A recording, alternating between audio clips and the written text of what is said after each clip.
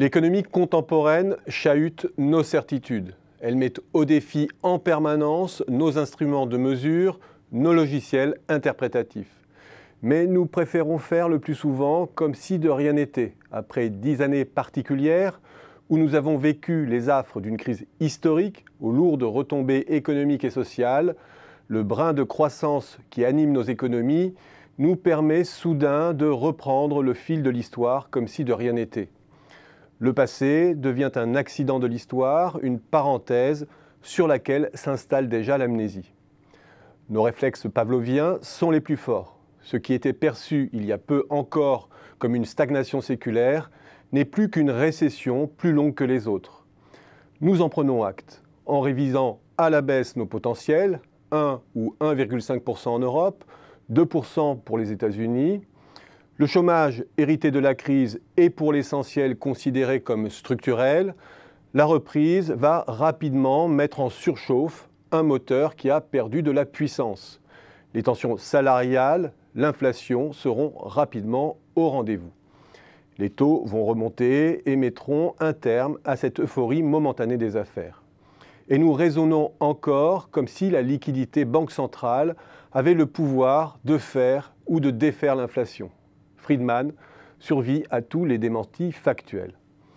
Cette fiction théorique du potentiel de production, du chômage structurel, de l'inflation d'origine salariale à court terme, la fameuse courbe de Phillips, et d'origine monétaire à long terme, à la vie dure. Même si les faits s'accordent de moins en moins bien avec cette belle vision mécaniste. Et si le potentiel ralentit, il faut se tourner du côté de la démographie et du progrès technique. Au premier rang des accusés, la pseudo-révolution numérique, ce miroir aux alouettes, du gadget, du jeu et du réseau social, dont certains veulent nous faire croire qu'il bouleverse les organisations et les process. Derrière cette représentation aride de la croissance, celle de la fonction de production, c'est d'abord la technologie qu'il faut incriminer, le système éducatif dégradé et une concurrence trop molle pour activer un processus de destruction créatrice salvateur.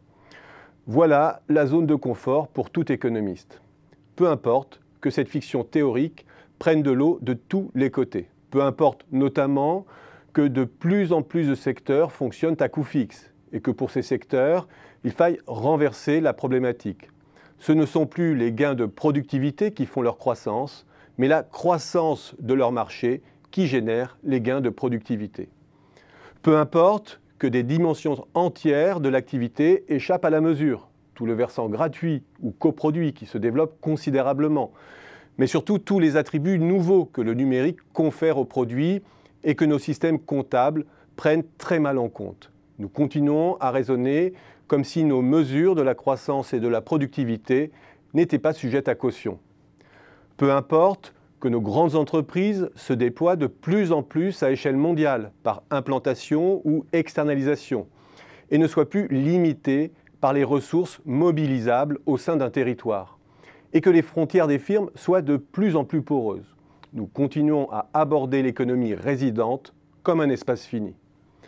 Peu importe que des indices convergents signalent une sous-utilisation de la main-d'œuvre qui dépasse de loin le périmètre des chômeurs. Là encore, il faut faire comme s'il n'existait que deux situations sur le marché du travail, chômeurs ou actifs en emploi, et que les entreprises étaient donc contingentées. Peu importe encore que l'investissement est un contenu de plus en plus immatériel. Les biens d'équipement demeurent la variable pivot de nos analyses. Peu importe que l'inflation ait déserté nos économies et qu'elle soit de surcroît très probablement surestimée. Nous l'attendons comme Godot. Peu importe que nous ne sachions plus définir les contours de la monnaie, nous continuons nos amalgames entre quantité de monnaie et liquidité, notions qui n'ont plus rien à voir. Cet inventaire à l'après-vert ne résout rien, certes, mais il nous invite à l'induction et tant faire se peut à une mise à jour de nos logiciels.